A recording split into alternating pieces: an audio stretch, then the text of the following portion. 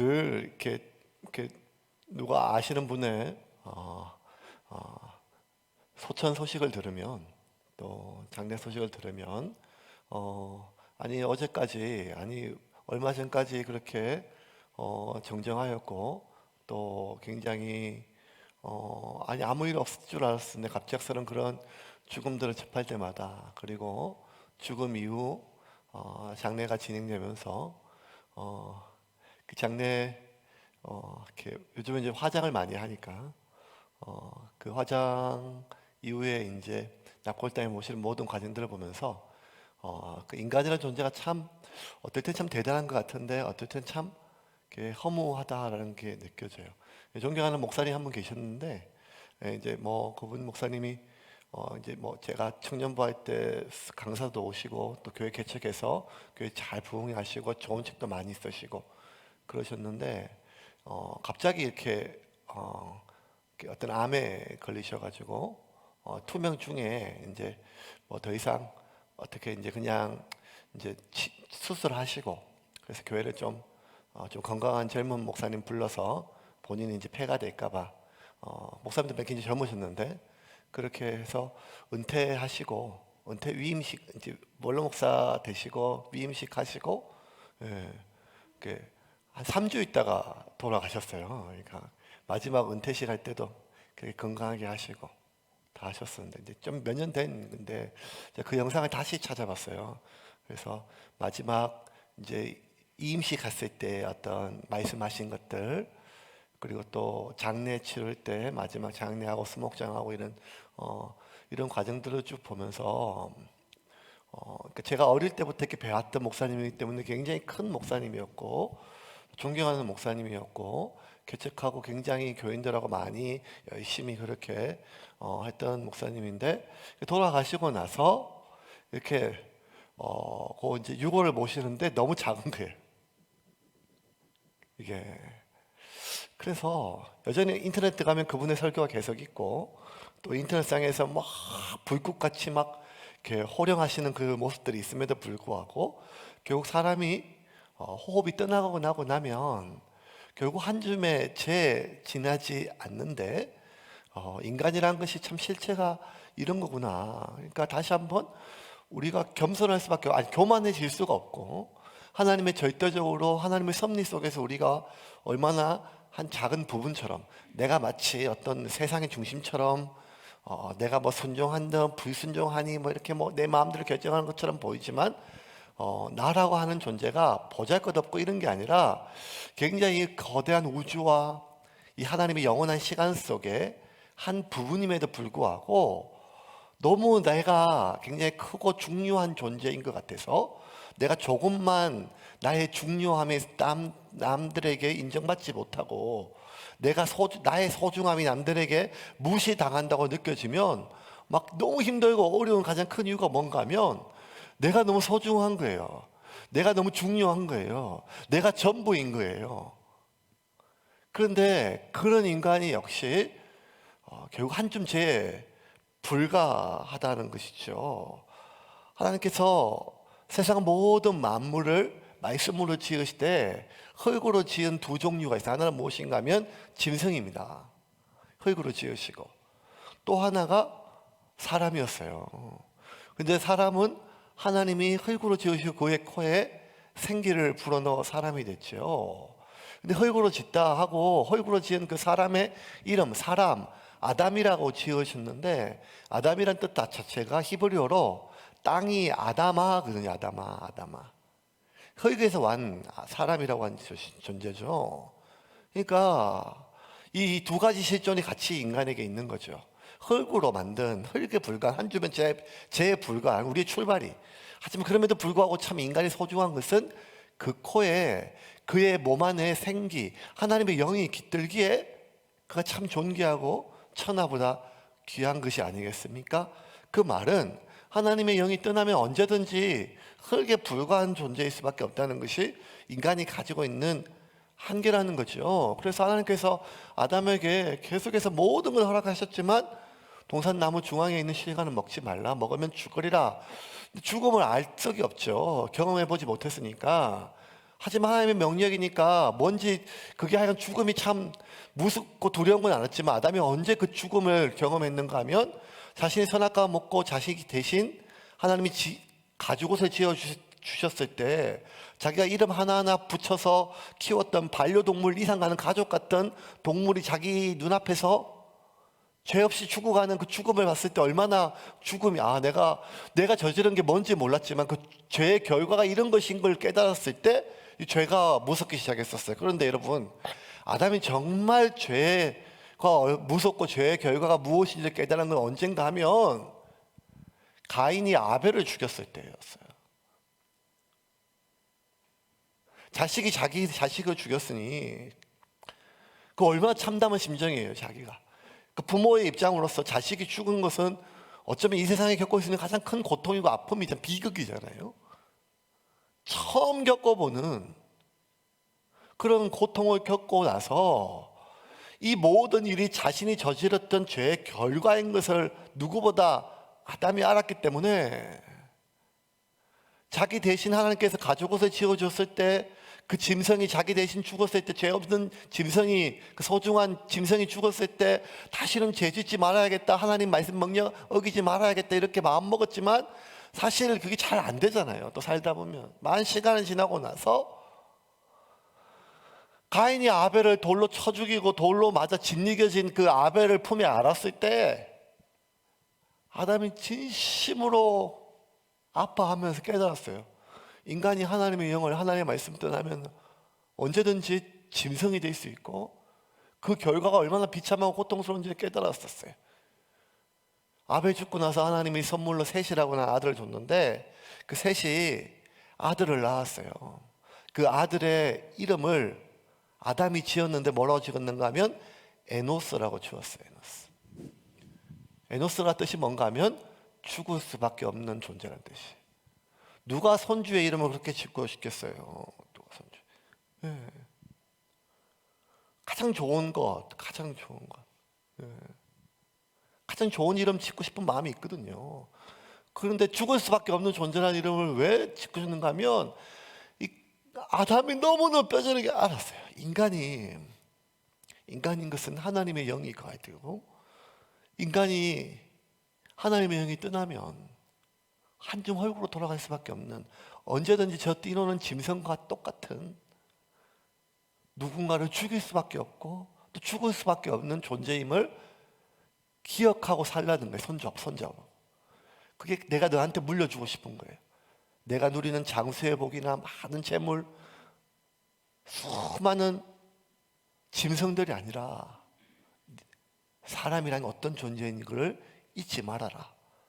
우리 흙에서 왔다. 아담이다. 사람이다. 그리고 에노스다. 죽을 수밖에 없는 존재다. 그걸 기억할 때 우리는 하나님을 전적으로 의존하고 하나님 안에서 살아갈 수 있다는 것이다. 이게 아담의 한 맺힌 그런 절규였어요. 인간의 어떤 존재 한계를 깨닫고 있어서. 그래서 여러분, 히브리어에서 아담, 에노스 다 사람을 뜻하는데요, 이게 다 인간의 한계를 뜻하고 있어요. 오늘 본문을 보면 인간의 한계를 다시 한번 우리가 절감할 수 있는 그런 본문입니다. 지난주까지 우리가 계속 알렉산드리아호가 드디어 이 물가에 도착하고 바울이 예수님이 하늘을 우러러 축사하고 떡을 나눠준 것처럼 바울 역시 그 한 명 한 명 떡을 떼어서 모두 다 배불리 먹었습니다. 그 배불리 먹은 사람의 숫자까지 누가는 친절하게 276명이라고 우리에게 기록을 해 주었습니다. 36절과 37절입니다. 같이 읽겠습니다. 그들도 다 안심하고 받아 먹으니 배에 있는 우리의 수는 전부 276명이더라. 276명이더라. 이렇게 숫자까지 이렇게 기록하나 할 정도로 자세하게 했는데 276명입니다 라고 인내를 하는데 이 약간 이 마지막 37절이 문장이 좀 이상해요. 왜냐하면 276명이라고 하는, 여러분 우리가 이렇게 물고기 잡으면 몇 마리라 그러잖아요. 276마리. 예수님께서 거물이 던지려 했을 때 153마리 뭐 이런 것처럼 물고기는 뭐 마리라 그러고 어떤 뭐 이렇게 사물은 몇 개라고 하지 않습니까? 사람은 몇 명이 맞죠. 그럼 276명 하면 명이라고 하는 숫자, 사람이라는 숫자 단어가 이 히브리 헬라어로 안드로포스 아니면 아네르, 아네르는 남자, 맨이라는 뜻이에요. 맨. 그러니까 아네르를 쓰든지 아니면 사람, 안드로포스 이렇게 276 안드로포스 이렇게 써야 되거든요. 그런데 누가가 안드로포스 사람이 아니라 명이 아니라 뭘 하는가 하면 영혼을 뜻하는 프시케를 썼어요. 프시케. 276명의 영혼이라는 거예요. 그게 좀 누가 봐도 이게 어색한 문장이에요. 마치 사람을 보고 야 제가 오늘 한 60마리 왔다 이러면 완전 얼마나 이게 뭐 말도 안 되는 얘기예요. 그걸 왜 제가 실수로 카톡이나 이런 거 올려보면 그걸 막 굉장히 어색한 것처럼 276 안드로포스는 아네르가 아니라 프시케, 그 영혼을 뜻하거든요. 영혼. 직역하면 그 배에 있는 사람의 숫자는 모두 276의 영혼이었다는 거예요. 그러니까 누가의 단어의 선택이요. 남다른 거 우리가 알잖아요. 글 쓰는 사람, 기자, 역사가, 의사, 굉장히 정확하고 특별한 누가의 기록인데 누가가 276의 영혼이었다. 그 배에 있는. 그걸 뜻했을 때 누가의 마음은 이거 뭔가 하면 이 사람들은 이제 새로 태어난 사람들이라는 뜻이죠. 누가는 안드로포스를 쓸 수가 없었어요. 그건 다 히브리의 아담이나 에노스, 죽을 수밖에 없는 존재, 땅에서 온 존재, 그 아담이나 에노스를 번역했을 때 아네르나 안드로포스를 쓰거든요, 사람을. 그런데 누가는 도저히 그 안드로포스를 쓸 수가 없었던 거죠. 왜냐하면 이들은 이제 죽을 수밖에 없는 존재가 아니라 새롭게 태어난 영혼이라는 거예요. 영혼. 하나님의 생기를 부여받은 영혼이라는 거예요.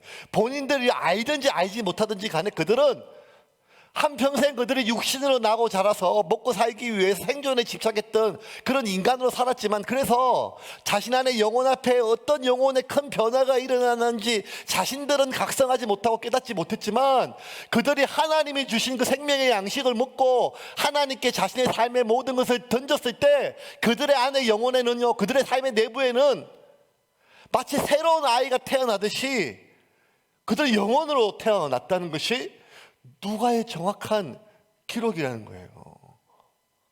그 설교 준비하면서 깜짝 놀랐어요. 와, 아니 그냥 기록한 것이 물론 하나님의 영감으로 기록했지만 누가는 자기가 그 배에 있었거든요. 이들은 새로 태어난 276의 푸시케 영혼이라는 거예요. 그리고 그것이 너무 감격스러웠어요. 왜? 누가는 지금 선교사잖아요.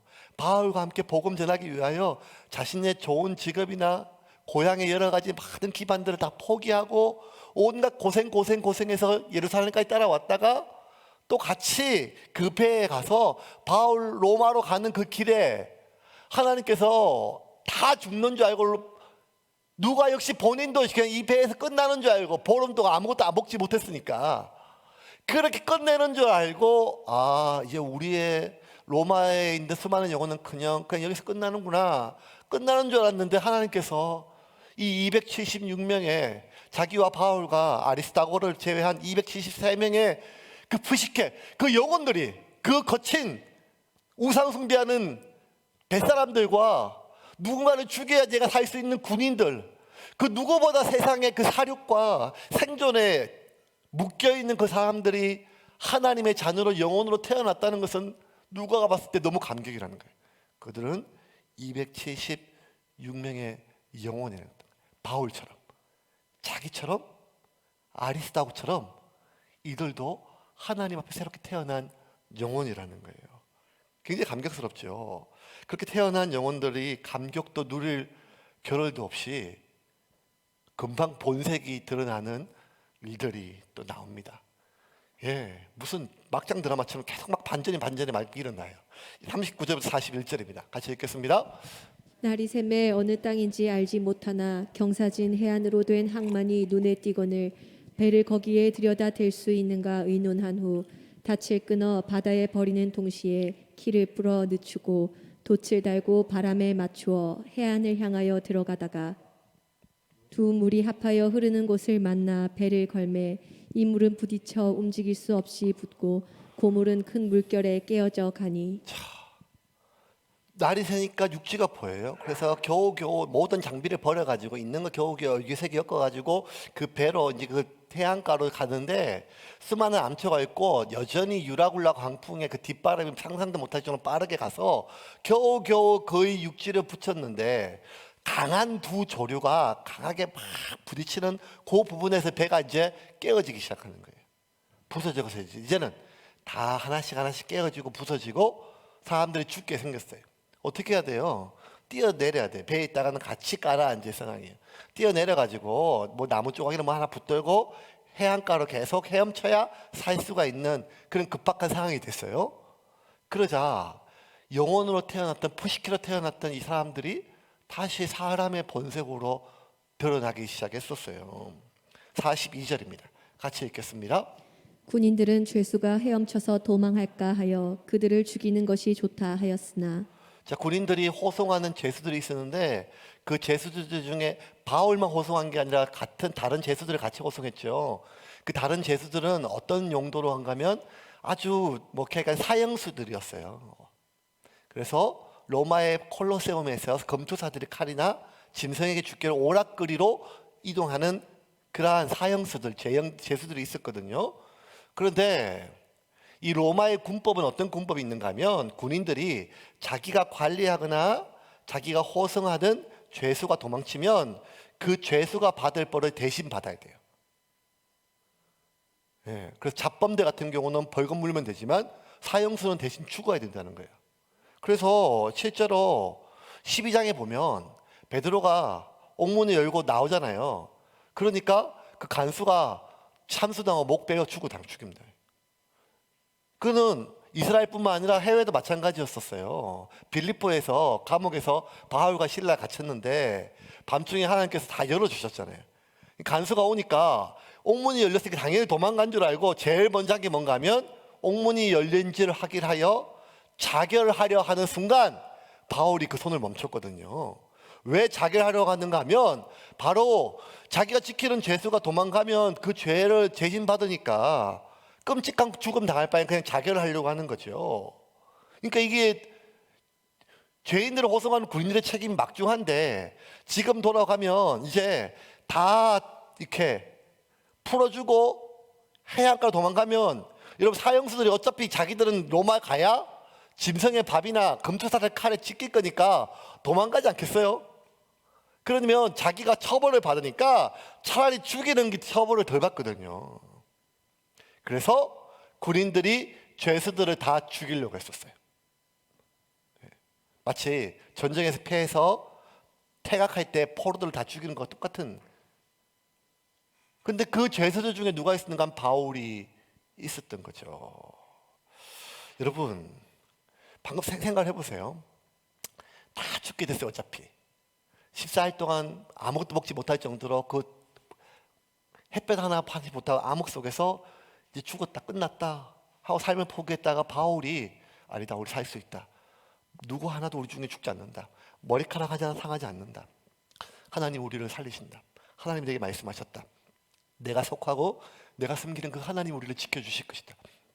그 바울의 말을 믿어지고 물 한 모금 삼키지 못했던 그 사람들이 바울이 떼어주는 그 떡이 이제는 하나님이 우리에게 주신 생명의 떡을 받고 배불리 먹었어요. 배불리. 여러분 보름 동안 금식하다가 배불리 먹으면 어떻게 되죠? 탈나거든요. 근데 그들이 배불리 먹을 정도로 그들이 온갖 그 은혜에 누렸단 말이에요. 떡을 나눠주고 여러분 떡을 나눠주고 정식적인 성만찬은 아니었지만 일종의 성찬이었죠. 하늘을 우러러 축사하고 그들은 세례받지 않았지만 하나님 주신 생명의 양식이 같이 나누어졌다는 것, 성찬을 같이 떡을 나눈다는 것은 한 형제란 말이에요.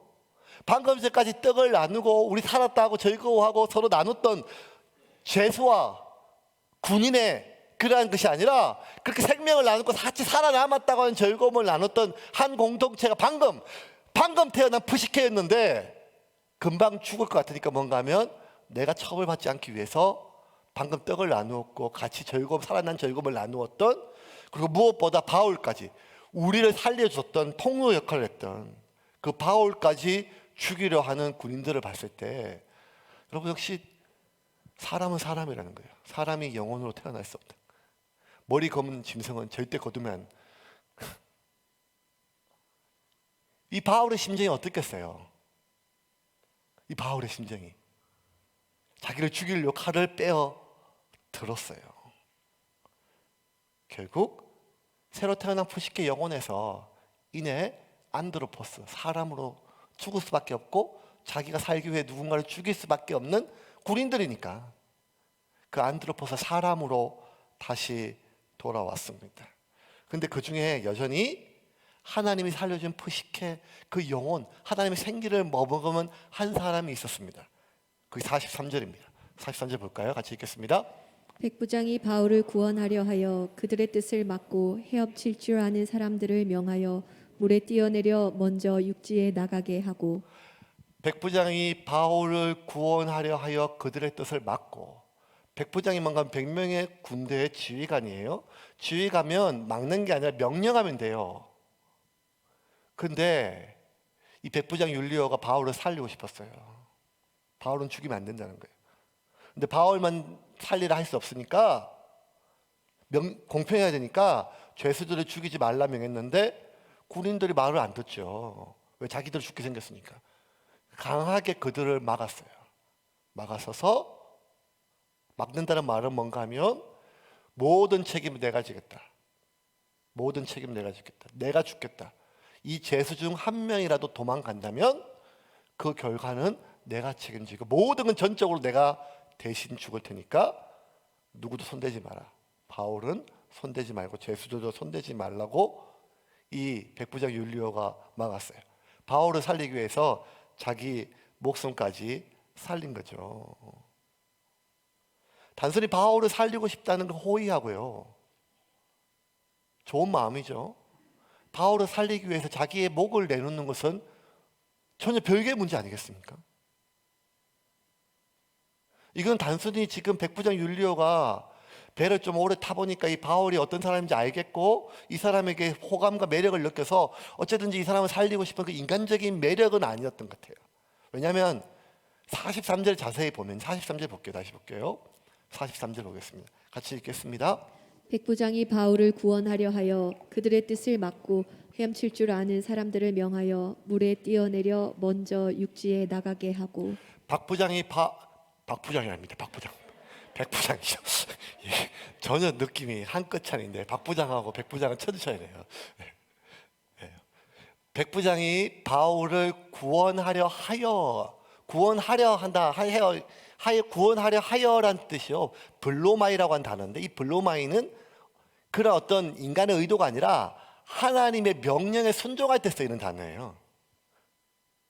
예, 불신자가 쓸 수 없는 단어예요. 그러니까 하나님의 명령을 받고 계시를 받은 사람들이 그 말씀에 순종할 때 블로마이예요. 순종할 때. 그러니까 지금 백부장이 단순히 바울을 구원하려 하는 게 아니라 하나님께서 바울을 살리시거든요. 하나님은 지금 바울을 로마까지 인도하셔야 되고 약속해 주셨어요. 근데 또다시 죽을 위험에 처해졌어요. 그러니까 하나님께서 백부장의 마음에 바울을 살리라고 하는 마음을 주셨죠. 네. 그 마음을 주셨어요. 그런데 여러분, 하나님 우리에게 어떻게 말씀하시는가 하면 들리는 음성으로 말씀하시는 게 아니라 대부분 우리의 생각과 마음을 사용하세요. 우리의 마음 속에, 우리의 생각 속에 하나님께서 우리의 마음과 우리의 생각을 사용하셔서 당신의 뜻을 우리에게 나타내요. 모든 성경은 하나님의 감동으로 된 것으로, 여러분 믿으십니까? 성경은 다 하나님의 감동으로 된 것이에요. 교훈과 책망과 바르게 함과 의로 교육하기에 유익해. 모든 성경 하나님의 감동으로 됐어요. 근데 지금 여러분 우리 계속 제가 설교할 때 뭘 쓰는, 어떤 단어를 써요? 누가의 단어 선택, 누가의 의도, 누가의 뭐 이런 거. 그러면 하나님의 감동으로 된다는 말은 뭔가 하면 하나님께서 누가 보고 자 누가야 받아 적어라. 하나하나 말씀을 그가 들리는 귀에 들려줬다 이런 것이 아니라 누가의 인격과 지적 능력과 교육 수준과 이 모든 것들을 다 사용하셔서 누가의 언어와 누가의 문장과 누가의 생각을 통해서 하나님은 오류 없이 하나님의 뜻을, 누가만 그런 것이 아니라 이 성경에 있는 수많은, 나면서 한 번도 제대로 된 교육을 받아본 적이 없는 저 갈릴리 촌놈 어부 무제랭이 같은 베드로까지도 하나님 사용하셔서 그의 언어와 그의 문장을 사용하셔서 하나님의 뜻을 남긴 것처럼, 하나님이 우리에게 말씀하시는 것은 명확한 문장이나 글이나 소리가 아니라 우리 속에 있는 생각과 우리의 마음을 사용하신다는 거예요. 그래서 하나님은 지금 백부장 율리오에게 바울을 살리라고 말씀하신 거죠. 그의 생각을 통해서. 이것이 백부장 율리오는 이게 하나님의 생각인지 자신의 생각인지 명확하게 구분되진 않지만 어쩌면 같이 그 하나님의 생각에 자기가 동의를 했기 때문에 얘기했겠죠. 왜냐하면 아무리 그런 생각이 들어도 자신의 목숨이 달려있는 일이니까 함부로 결정할 수 없는데 순종하기로 결정한 거예요. 내가 죽더라도 바울은 살려야 된다. 결국 이 한 사람의 순종 때문에 어떤 결과가 일어났는가 하면 그 배에 있는 모든 사람이 다 살았습니다. 오늘 마지막 구절 44절에 같이 읽겠습니다. 그 남은 사람들은 널조각 혹은 배 물건에 의지하여 나가게 하니 마침내 사람들이 다 상륙하여 구조되니라. 다 구조되니라. 다 구조되니라. 다 구조되니라는 말은 다 살았다는 말도 있고 다 잡았다는 말도 있어요. 왜냐하면 276명이라는 걸 다 기록했잖아요. 숫자가 정확하게.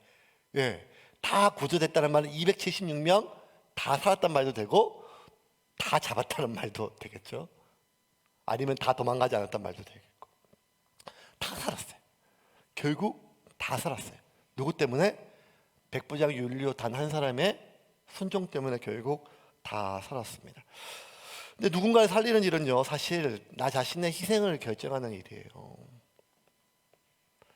그런데 여러분, 한 줌의 죄에 불과한 하나님의 생기가 떠나면 언제든지 사람으로 흙으로 돌아오는 안드로포스, 사람이란 것이요, 어떤 상황이 되면 내가 손해보고 내가 고통당하고 내가 위협당하는 상황이 되면 희생하기 정말 어려워요. 276명이 여러분 다 떡 앞에서는 평등해서 호의를 베풀었어요. 떡 먹는 일은 다 배불리 먹었어요. 떡 앞에서는 다 형제 자매예요. 떡 앞에서는요. 상황이 좋을 때는요, 화평할 때는요. 근데 당장 지금 죽음의 위협 앞에서는요, 금방 너는 죄인, 나는 군인, 나를 위해 너는 반드시 죽어야 될 사람으로 나누어졌다는 것입니다. 인간은 결코 자신을 타인을 위해서 희생하기가 어려워요. 아니, 오히려 나의 손해와 나의 희생을 막기 위해서 타인을 희생하는 것이 인간이에요. 뭐 어려워요. 여러분, 세상 살다 보면 그러니 천지의 빽깔 아니겠습니까? 예. 그냥 잘 지내가다가도 동업하면 깨지고 돈 문제가 걸리면 깨지고, 예, 부자시간도 동업하는 건 아니다, 뭐 이런 말이 좀 정도로 어떤 이익과 손해가 되면요, 이것만큼 철저한 게 어디 있겠어요. 그 성격 좋기로 유명한 개그맨이 30년 동안 자기 형한테 모든 걸 맡겼는데 어느 날 갑자기 보니까 뭐 자기 재산이 아니고, 이런 거는 굳이 뭐 TV가 아니더라도 우리가 흔히 지금 바로 다 볼 수 있는 거 아니겠습니까? 돈 앞에는 부모와 자식도 없다라고, 뭐 이런 말도. 인간은 나의 이익과 나의 손해를 막기 위해서 타인을 희생하는 어쩌면 자연적인 안드로포스, 사람의 그냥 본 모습이라는 거죠. 지금 알렉산드리아호가 그 배의 선주와 선장이 원래 그 사람들의 목숨을 생각하면 그 항구에 조금 머물며 겨울 나고 가야 되는데, 그 겨울을 나면 그 선장과 선주의 손해가 막심하니까 사람들이 희생의 위협이 있다 할지라도 항해를 강행하다가 이 일이 난 건 아니겠습니까? 그 배가 조금이라도 이제 살 것 같으니까, 육지에 가까우니까 선원들이 제일 먼저 한 행동이 뭐예요? 자기들만 살겠다고 남들이야 뭐 죽든 말든 구명정을 몰래 내려서 탈출하려고 하지 않았습니까? 군인들도 똑같아요. 자기들이 처벌받을 것 같으니까 제일 먼저 한 게 뭔가 하면 죄수들을 죽이려고 하는 행동. 그런 거 보면 이 사람도 철저하게 어떤 상황이 되면 바로 자기의 본 모습이 나와요. 그 본 모습이 뭔가 하면 새롭게 태어난 영의 모습이 아니라 육의 모습이 나온다는 거예요. 어쩌면 교회도 그런 것 같아요. 직장도 마찬가지고요. 처음 얼마 동안 우리가 충분히 나의 미소와 인내력을 참아줄 수 있지만 어떤 한가의 상황이나 갈등 상황이나 어려운 상황이 되면 금방 우리의 본 모습이 드러나는 거 아니겠습니까?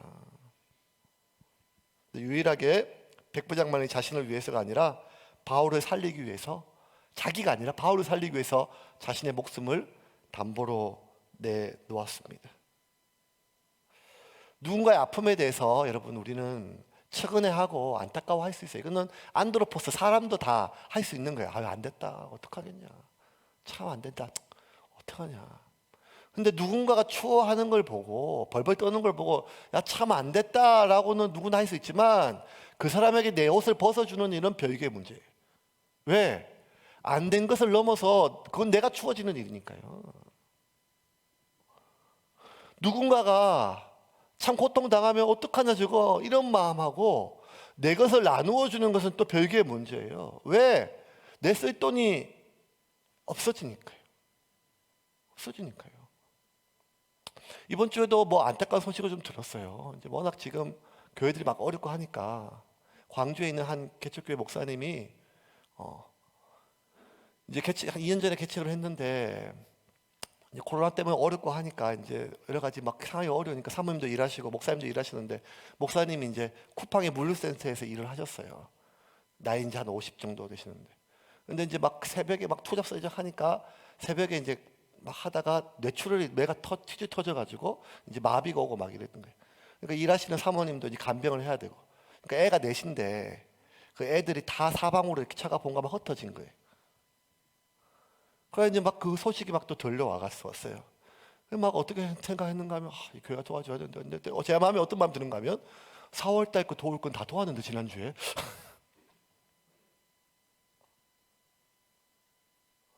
그냥 치료비를 좀 다 도와주면 좋겠는데 또 목사가 어떤 생각이 드는가 하면 손이 또 오그라드는 거예요.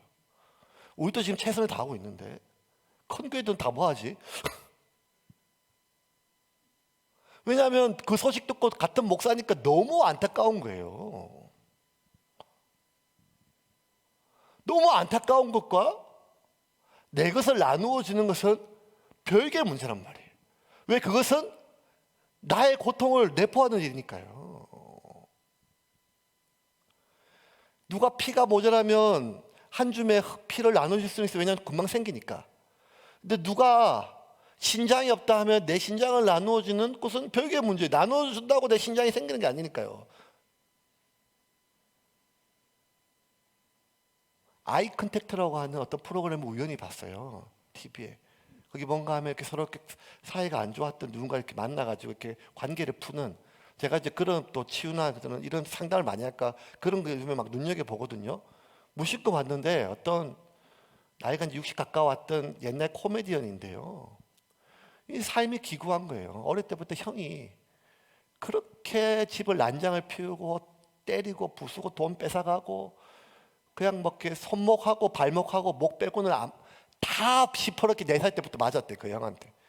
아버지 돌아가시고 돈만 뺏고 그러다가 장성하고 의절하고 수십 년 살았었는데 그 치가 떨려가지고.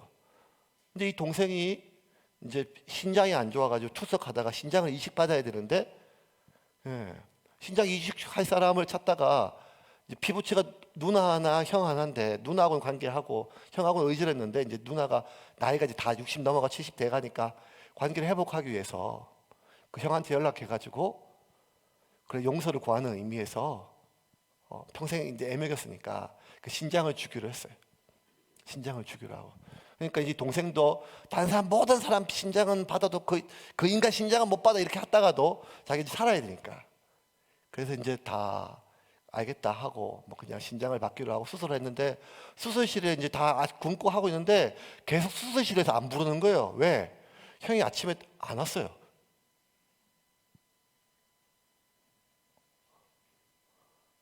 그래가지고 너무 이렇게 하다가 갑자기 또 누나가 이제 신장을 줘가지고 수술 끝나고 그 상태에서 이제 다시 누나가 둘 화해하려고 이제 막 그 앉혀서 서로 앉혀놓고 이렇게 그 뭐.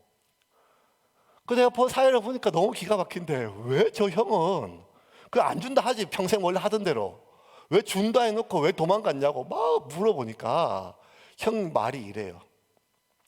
내가 이혼하고 혼자 사는데 아침에 이제 병원 가려고 내가 용서를 구하려고 내가 살면 얼마 살겠냐 싶어서 그렇게 마음 먹었는데 이웃집에 있는 사람이 나이 들수록 신장은 주는 게 아니라고 이렇게 얘기하더래요.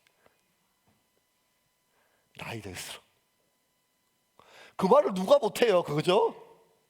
처음에 신장 줄 때 그 신장 줬다가 아프면 어떡하냐고.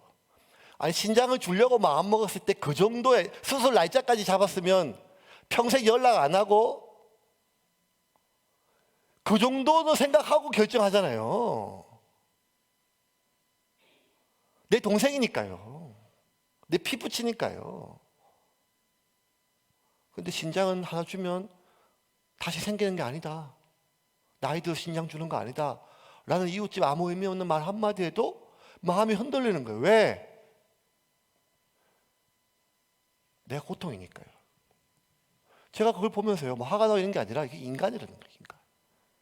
결국 피를 나누고, 살을 나누고, 수십 년 같이 살아고, 가족이고, 부부고, 뭐 의리, 충성, 공동체, 뭐 다 얘기하지만 결국 어떤 상황이 되면 인간은 결국 이기적인 모습이 보이는 거예요. 그러면 어떻게 되는가 하면 자꾸 사는 게 점점 외로워져요. 결국 인생 혼자구나. 인생 혼자구나. 자식도 없고 형제도 없고 부모도 아니고 결국 인간은 인간이구나. 왜? 안드로포스 사람이라는 게 그런 거예요. 우리 안에 이기심이요. 왜냐하면 난 너무 소중하니까요. 난 너무 중요하니까요. 내가 얼마나 소중하고 중요한가 하면 타인이 어떤 고통을 당할지 생각 안 해요. 내가 이 구명정 탈출하면 딴 사람들은 물에 빠져 죽으란 말인지 생각 안 한다는 거예요.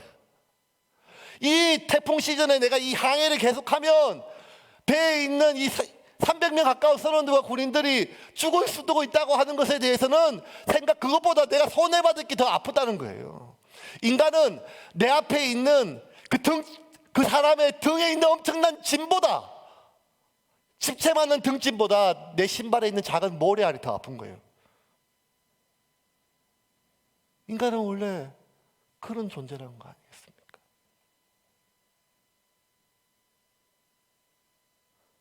그런데 이 백부장은요, 똑같은 사람인데 그 하나님의 말씀에 순종했다는 거예요. 바울을 살려야겠다는 그 마음이, 그 하나님의 마음이 이 백부장에게만 전달됐을까요? 새롭게 태어난 그 270명의 군인들과 선원들에게도 하나님 그 마음이 흘려가지 않았겠어요? 왜? 그들이 푸시케니까. 그들 그런 마음이 들죠. 내가 조금 위험에 처하더라도 이 바울을 살려야겠다. 그런데 내 안에 또 다른 목소리가 들리는 거예요. 나이 들어서 신장은 주는 게 아니다. 건강이 중요하다. 어떻게나 돈은 위험할수록 어려운 시기일수록 내 손에 쥐고 있는 돈이 전부지. 그거 아무것도 아니다, 딴 거는. 뭐 이런 생각들에 자기가 영으로 살기보다 푸시키로 살기보다 하나님의 사람으로 살기보다 다시 이전의 사람으로 내가 살기 위하여 누군가를 희생에 대해서 짓밟을 수밖에 없는 그런 사람의 삶으로 다시 돌아왔다는 거죠. 이제 말씀을 좀 정리를 하겠습니다. 바울은 어떤 생각이 들었을까요? 어떤 생각이 들었을까요? 말도 못할 배신감을 느꼈을까요? 뭐 그럴 수도 있겠죠. 근데 바울이 들었던 생각은 뭔가 하면 역시 인간의 한계라는 거예요. 그리고 바울의 분노나 누가의 분노가 전혀 느껴지지 않아요. 오히려 백부장 율리오의 그 희생이 더 드러나요. 왜? 바울 역시 자기 안에 그러한 날마다 사람으로 돌아오는 안드로포스로 돌아오는 자기를 발견하거든요. 끔찍하고 기가 막히는 거예요. 누구든지 그리스도 안에 있으면 새로운 피조물이라. 이전 것은 지나갔으니 보라 새 것이 되었도다 선포하였지만 여전히 또 위협 속에 이익 속에 징글징글하게 솟아나오는 나의 안드로포스, 죽을 수밖에 없는 흙의 존재가 그의 이기심과 그의 생각이 떠오를 때 절망하는 거예요. 그래서 바울이 뭐라는가 하면 나는 날마다 죽노라. 고상한 신앙의 고백이 아니라 나는 날마다 죽노라. 나는 날마다 죽노라. 날마다 십자가에 내 자신을 위해 사람을 못 박지 않고서는 내 안에 새롭게 접붙임 받은 생명을 얻은 영의 삶을 살 수가 없다고 바울이 우리에게 고백하고 있습니다. 사랑해서 결혼했는데 왜 서로가 그렇게 죽일 만큼 믿겠습니까? 내가 내 속으로 낳았던 자녀가, 나를 낳아준 부모가 왜 그렇게 서운해지겠습니까? 한 교회 한 공동체, 나에게 월급을 주는 사장이고 같이 일하는 지하 직원인데 왜 그렇게 서로가 서로에 대해서 사람 냄새가 나면 못 견디겠습니까? 왜냐하면 우리 인간이 그런 존재라는 거예요.